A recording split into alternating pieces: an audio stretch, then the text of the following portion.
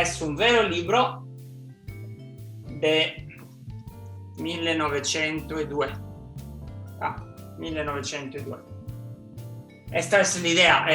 Io ho trovato questo libro e ho pensato cosa avrei voluto comprare, e aprendolo a caso è arrivato qua e mi sono detto sì, io avrei voluto una pistola.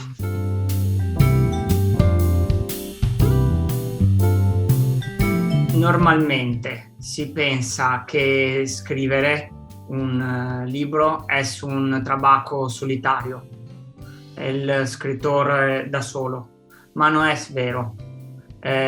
Io lavoro in una squadra, team, muy grande. Somos 60 escritores y trabajamos insieme. Quando a me viene l'idea per un libro, chiamo i miei amigos e racconto la mia storia e ascolto i loro consigli e ci lavoriamo insieme. E quando io tengo un problema, loro mi aiutano a risolverlo. Quindi è sul lavoro di gruppo. Bisogna sempre lavorare in gruppo, secondo me.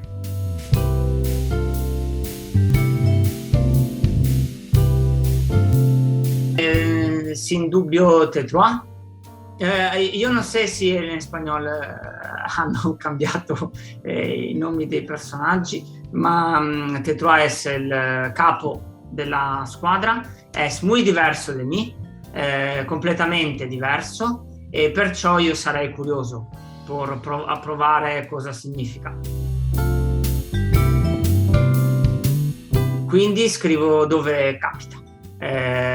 Sul treno, aereo, in Italia, all'estero, a casa mia, dove capita, mai nello stesso posto.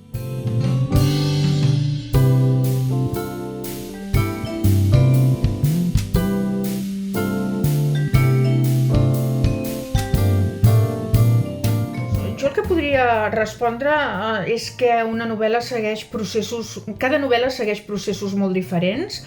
Els projectes narratius a vegades neixen a partir de la idea de gènere, altres vegades dels protagonistes, altres vegades de la història. M'agradaria deixar clar que no hi ha mai una idea que sigui sempre igual, que es vagi repetint.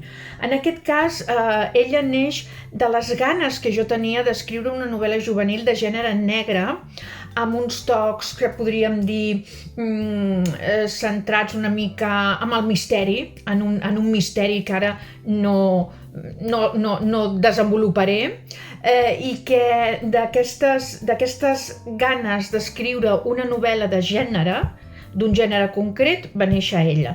A partir d'aquí vaig anar concretant la història, vaig anar concretant els personatges, van sortir cosetes noves que vaig anar integrant a la novel·la i mica en mica doncs va aparèixer ella, una mica doncs després d'un treball que sempre és un treball doncs llarg i laboriós, com ha de ser una novel·la.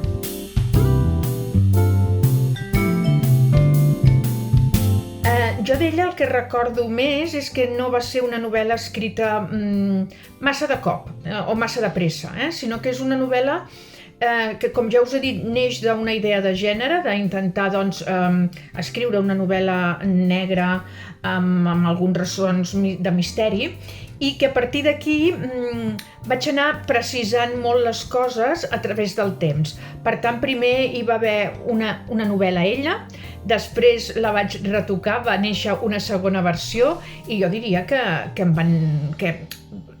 el que estic segura, no us puc dir quantes vegades vaig anar retocant i vaig anar afegint personatges, però que va ser una novel·la de procés llarg. A vegades sembla estrany, no? Perquè sovint acostumem a valorar les novel·les pel nombre de pàgines. Aquesta és una novel·la curta, però amb un procés llarg. Aquest seria possiblement l'anècdota de la seva creació que més recordo.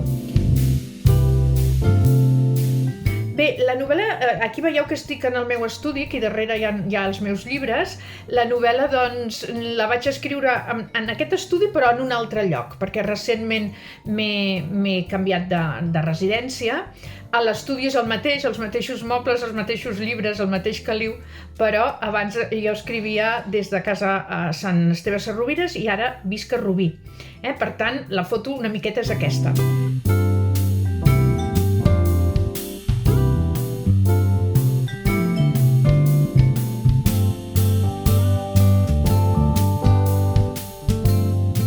Extraordinary Birds was inspired by a newspaper article I had read about a young girl who's physically abused by her mother.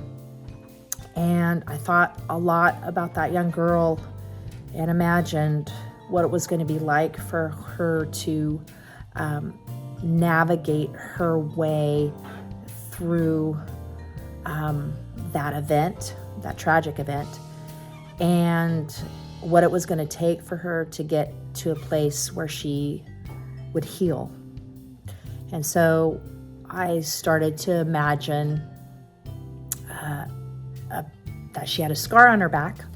And of course, from there, I imagined that the scar on her back, underneath that scar where wings once unfolded, or where she believed wings once unfolded.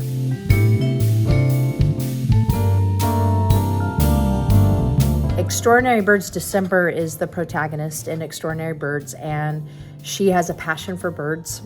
So one of the amazing things I went through in writing the book was researching all the bird facts, because bird facts and her passion for birds is the way December navigates her way through the world, filters her relationships with people, but I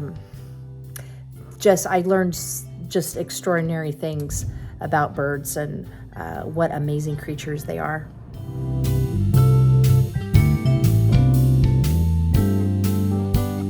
It would definitely be Eleanor. She is just such an amazing person, and she has such compassion. And I love the fact that she's also passionate about being a taxidermist. I wrote the book. Actually, I have a loft that's in my house. It's above the living room. And I sit at a desk that was made by my father.